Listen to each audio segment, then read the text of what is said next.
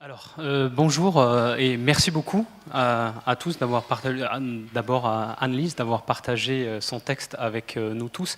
Je suis un peu désolé, comme peut-être ça s'entend, le français n'est pas ma langue maternelle, j'avais triché un peu, donc normalement une conclusion c'est un peu une synthèse improvisée. Comme je ne maîtrise pas forcément cette langue, je suis désolé, je ne vais pas pouvoir improviser.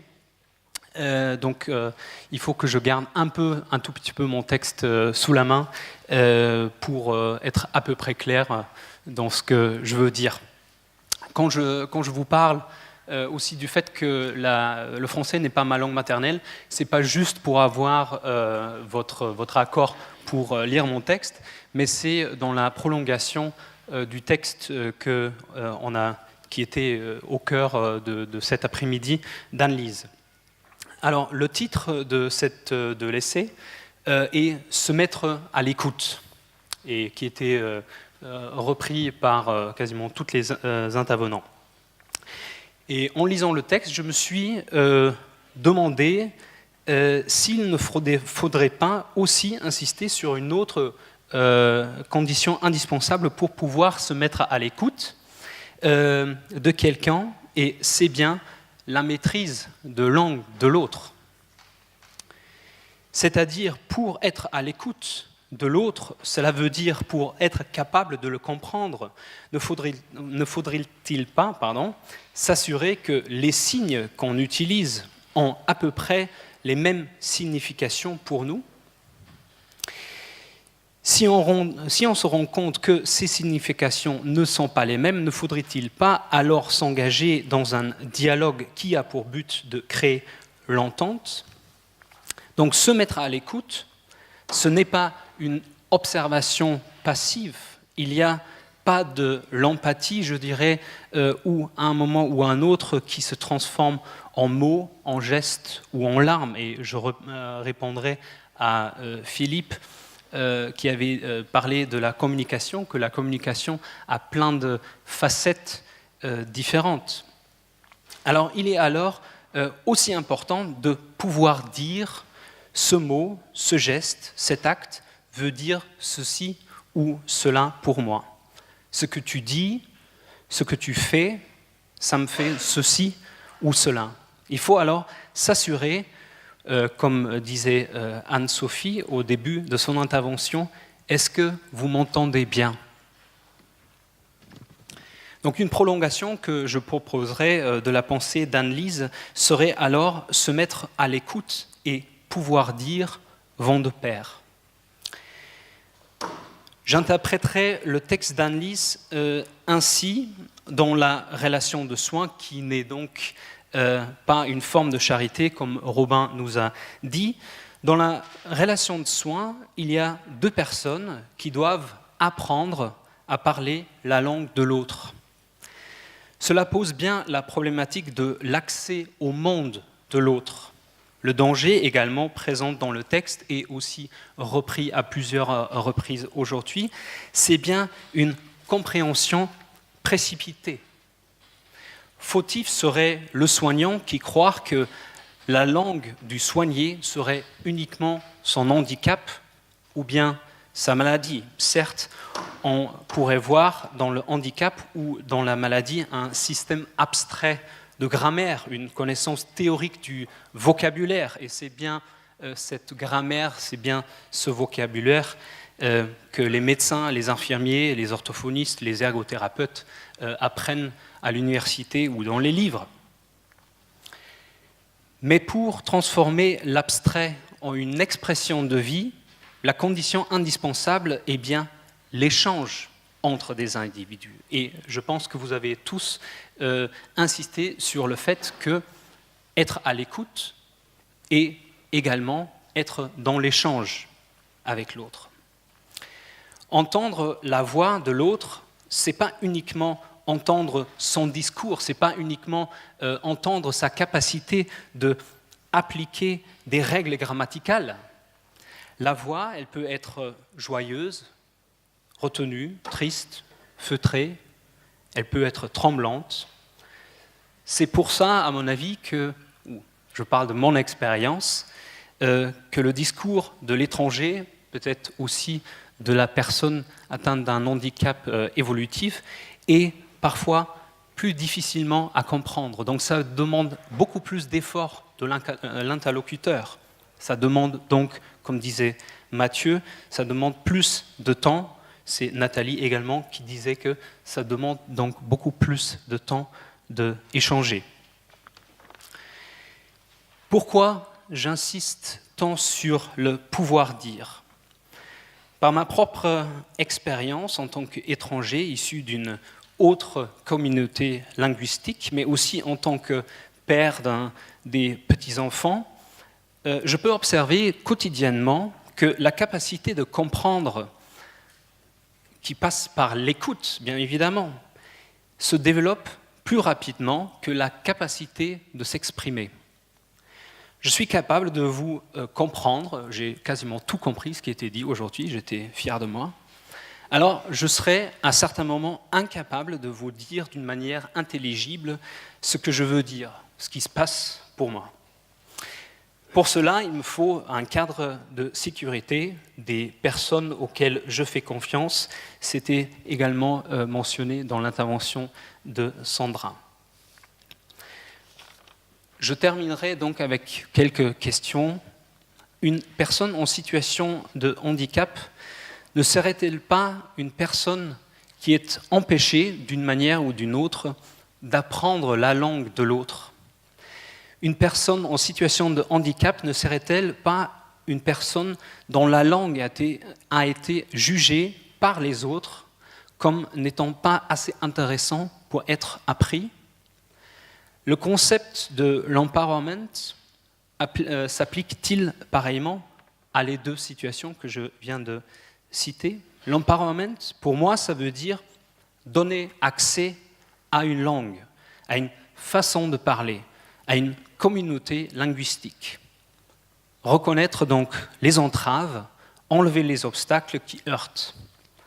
L'empowerment, c'est peut-être avant tout la création locale, de plus en plus d'espaces de rencontre, car l'empowerment, à mon avis, ne touche pas seulement à la personne qui est en situation de handicap. L'empowerment, pour moi, ça veut dire partager des richesses humaines les plus diverses. Et donc l'empowerment, ça touche à toutes et chacun. Parce que c'est en écoutant qu'on apprend la langue de l'autre. Ça, j'ai bien appris moi-même.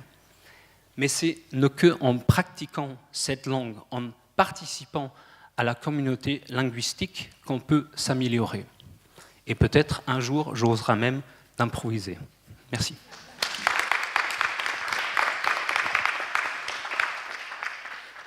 Je vais vous faire une confidence, non pas pour conclure, mais il faut quand même achever cette rencontre par quelques mots.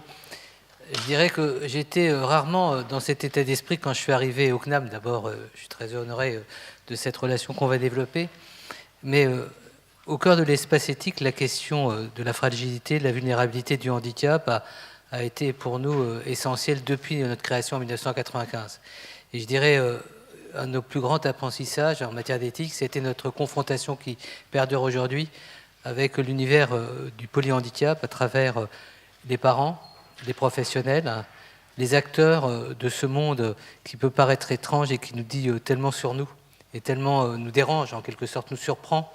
Et c'est pour ça que je suis arrivé très fragile, très vulnérable à cette rencontre, plus qu'à d'autres. Si on avait parlé de sujets qui concernent davantage, et dont c'est davantage des enjeux qu'ils posent d'une manière un peu explicite et où ils nous mènent, j'aurais été beaucoup plus rassuré. J'aimerais être dans un an, après ce cycle de rencontres, de conférences qu'on va organiser, parce qu'il y avait deux parties dans notre rencontre. Il y avait deux témoignages, mais qui étaient au-delà pour moi de ce que j'en attendais, c'est-à-dire qui nous ont poussés, qui nous ont tirés, qui nous ont élevés. Et il faut maintenant un certain temps de suspension pour qu'on arrive à intégrer la diversité de ce qui s'est dit et ce que vous posez comme enjeu, en quoi vous questionnez notre humanité, notre capacité même d'écouter, et d'entendre et d'en faire quelque chose, dans ce que vous dites de tout à fait essentiel.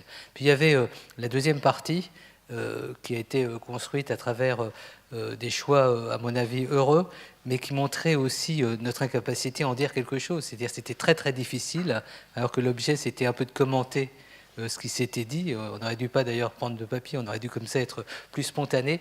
On voyait non pas l'incohérence, mais la difficulté d'avoir à en dire quelque chose. Voilà, il y a des choses qui ne se disent pas, qui s'éprouvent comme ça, et à un moment donné, il faut en faire quand même quelque chose. Et donc, on a eu deux parties très différentes. C'est pour ça que j'attends avec impatience que nous progressions dans notre cheminement pour mieux aller à la rencontre de ce que des personnes ont à nous dire d'essentiel sur ce que nous sommes en tant que personnes.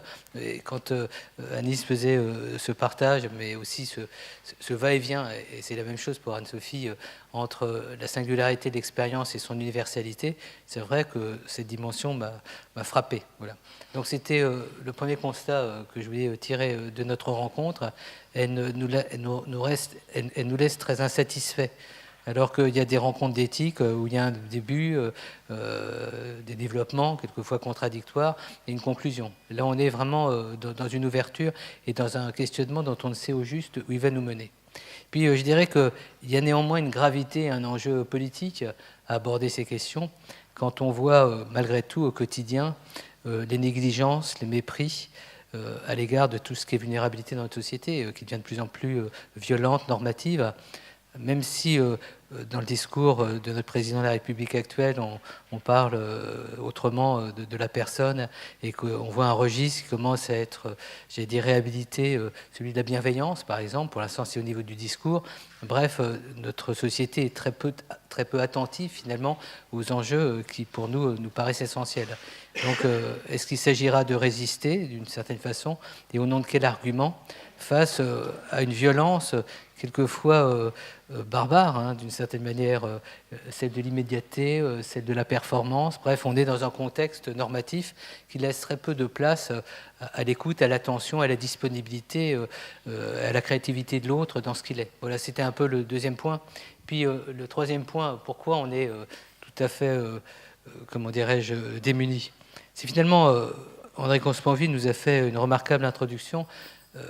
Il est une personnalité du CCNE, en fin de compte, du Comité consultatif national d'éthique. On a vu le CCNE s'exprimer sur la situation de M. Vincent Lambert avec beaucoup de grandeur, avec des mots extrêmement forts qui nous sont précieux pour réfléchir à la question du handicap dans ses limites, mais également dans les questions qu'il pose à notre humanité en termes de responsabilité. Mais je trouve que toutes ces questions sont finalement assez peu présentes dans le débat public, dans le débat politique. Et on a très souvent, quand on aborde ces questions, le sentiment de nous situer aux marges, quelquefois dans des lieux un peu relégués, où on concède à certains la possibilité d'aborder ces questions, mais sans qu'elles aient une véritable visibilité sociale. Donc, le troisième point que je trouve qu'il faudrait qu'on travaille davantage, en tous les cas sur lesquels on devrait davantage s'investir, c'est sur la dimension de la responsabilité politique. Quand on voit ce que Anise et Anne-Sophie ont à nous dire de ce que nous sommes, et la créativité, l'enthousiasme qu'elles ont apporté à notre vie sociale, tout ce que vous nous avez dit est extrêmement précieux. Quel est l'espace public qui est attentif, qui donne audience finalement à ce que vous avez à nous dire d'aussi précieux? C'est une question que je peux poser. C'est pas un espace éthique un peu confiné, peu représentatif, qui doit nous satisfaire. Donc, on attend beaucoup de notre relation avec le CNAM, pas d'un point de vue purement intellectuel, mais d'un point de vue aussi action, comment être plus activiste, comment mieux relayer ce que l'on partage, comment faire quelque chose. Puis, dernier point, j'ai été frappé alors, du point de vue de l'espace éthique. On a un junior, Robin, qui s'est exprimé avec toute la fraîcheur, puisqu'il fait un doctorat chez nous, donc je trouvais que c'était bien. Il a pris le risque de propos. Alors je lui dis de temps en temps, Sophie, c'est la douleur qui n'avait pas l'air d'acquiescer totalement, mais ça sera l'objet de discussion avec Robin par la suite. Mais je trouvais qu'il y avait de l'enthousiasme, et je trouve que ton approche aussi est intéressante. On voit le côté, j'allais dire, non pas éclectique, mais très diversifié, des gens qui composent, j'allais dire, notre petit territoire qu'est l'espace éthique, qui apporte des réflexions. Et les tiennes, en tant qu'effectivement sociologue d'origine allemande, qui a travaillé sur la précarité des plus précaires, notamment ceux qui ramassaient les bouteilles pour survivre. Donc tout ça, c'est des éclairages importants. Donc je terminerai en disant d'abord merci à toutes et à tous d'avoir été là, mais merci aussi de nous accompagner dans un cheminement dont on sait qu'il faut absolument qu'il nous mène quelque part. À bientôt en tous les cas.